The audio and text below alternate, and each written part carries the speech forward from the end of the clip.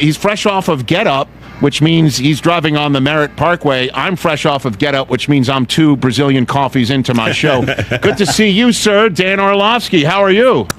How are you, Legend? I'm doing great. I am on the Merritt Parkway, probably about 25 miles from home, so it could take me 3 hours. Let me tell you, man. You could take the boy out of Bristol, but you never take the boy out of that ride home from New York back to Connecticut. I know exactly where you are. I know exactly where you were gonna be. It brings back memories, sir. It brings back memories. Let's jump right into it. What are your thoughts on the Thursday night opener of the Eagles' victory over the Cowboys? We'll just go macro on you here, Dan. From the Philadelphia Eagles perspective, one, quarterback looked fantastic. I thought Jalen played about as perfect as you could play. Literally, statistically, he rivals it. 23 pass attempts, 19 completions, so that's 4 misses, but 3 of them are drops and 1's a throwaway. So you watched him carry the football team. I thought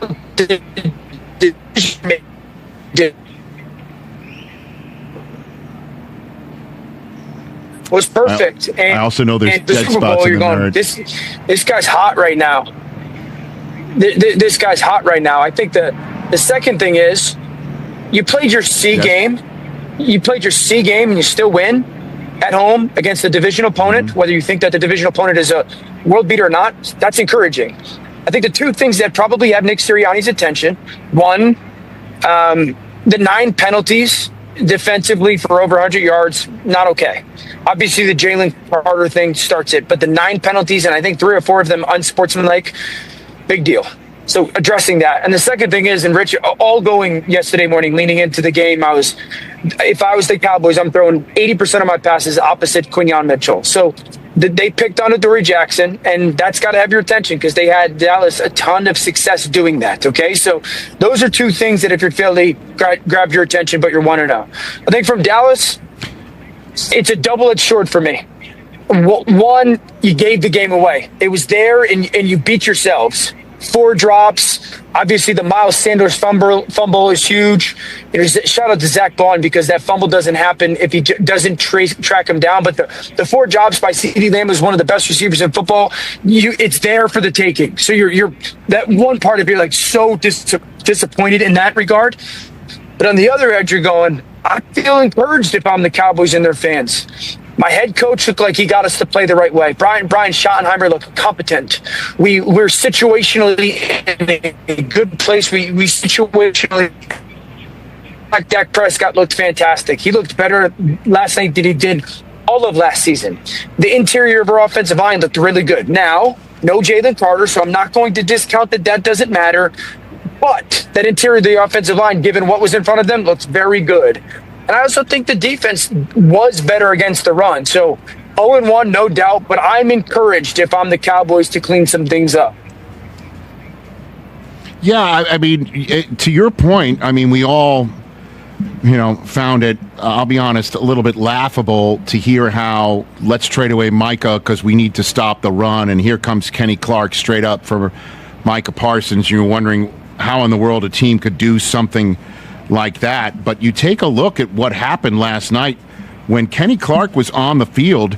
The Dallas Cowboys allowed just 2.8 yards per carry, and then when Clark was off the field, 6.6 yards per carry. He actually did affect some things, and it came down to Jalen Hurts breaking their back with his legs when he wasn't being accurate with his arm. And you take a look at the CD drops, you got to figure that's not going to be the case.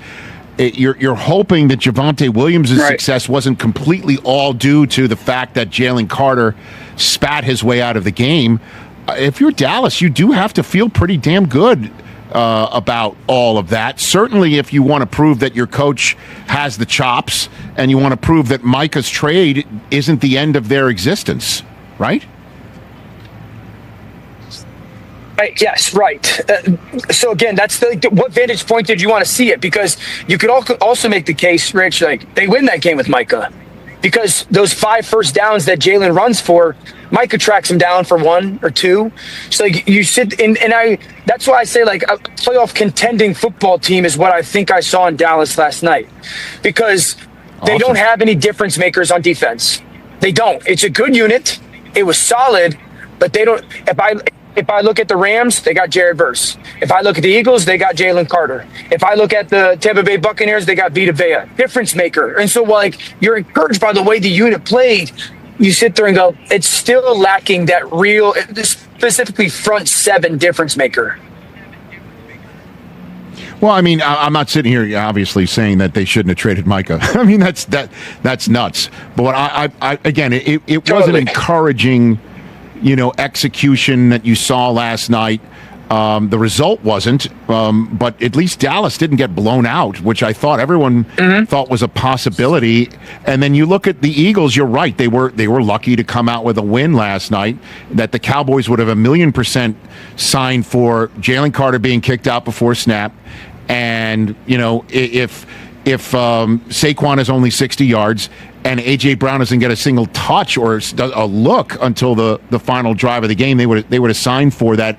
What about the passing game that you saw last night from Philadelphia moving forward that might be something? Because that was a major concern that caused A.J. Brown to start reading books on the sideline last year, and I'm wondering if that might be an issue for this team this year, Right now, that's not something for me. I think that what I've evolved in my kind of the way I think about and look at Jalen and their passing game is I just think he's one of those rare guys, Rich, that just does whatever is needed on that play to make sure that play is operated the right way and that whatever's needed to win that football game.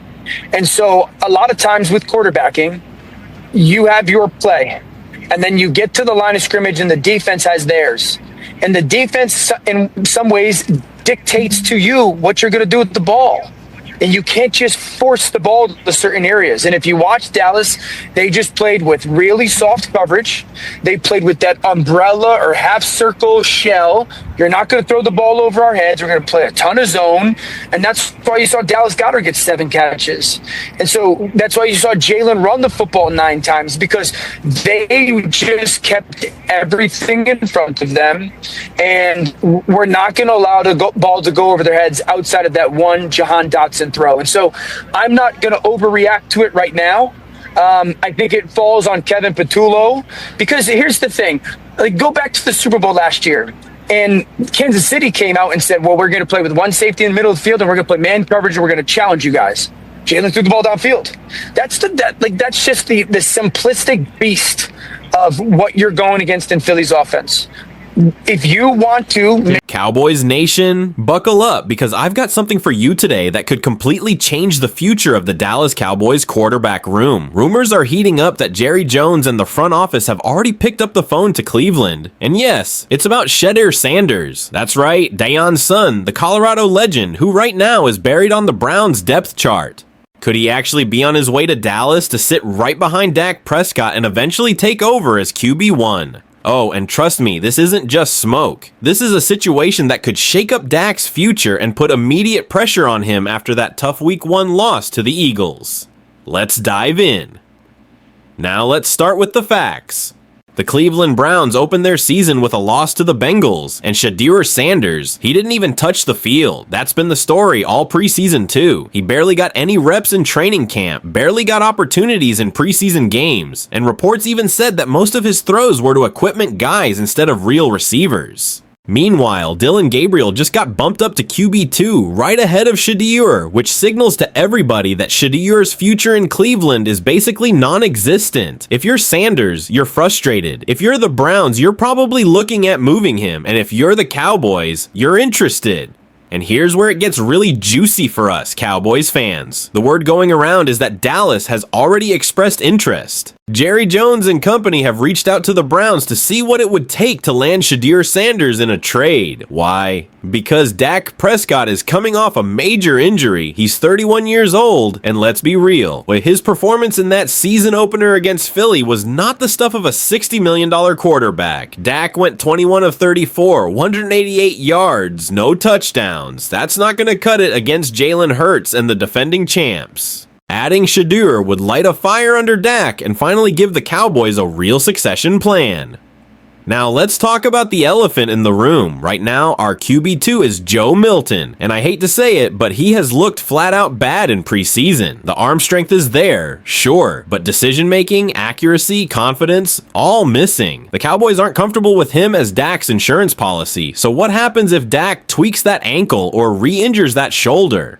Season's over. That's exactly why Shedeur Sanders makes so much sense. He's young, he's got the arm, he's mobile, and he's shown leadership qualities that coaches rave about. Cleveland radio guys have been praising his off-field maturity, saying he's already acting like a veteran before even getting a real snap. That's the type of guy I want learning behind Dak in Dallas. Think about it, Cowboys Nation.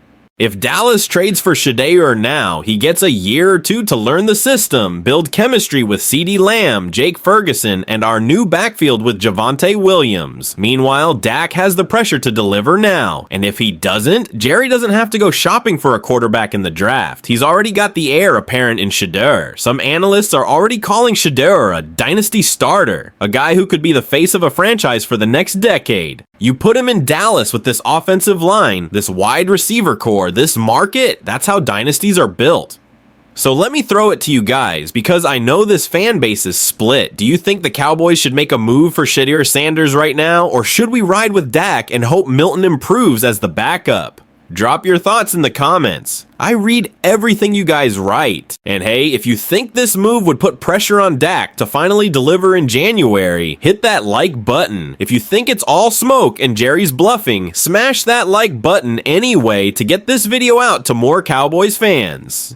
This is Dallas Cowboys Today. I'm Victor, your diehard Cowboys fan, and I'm telling you, something big could be brewing in Dallas. Don't be surprised if Shedeur Sanders is wearing the star before long. Subscribe to stay locked in, because when it happens, you'll hear it here first. Go Cowboys!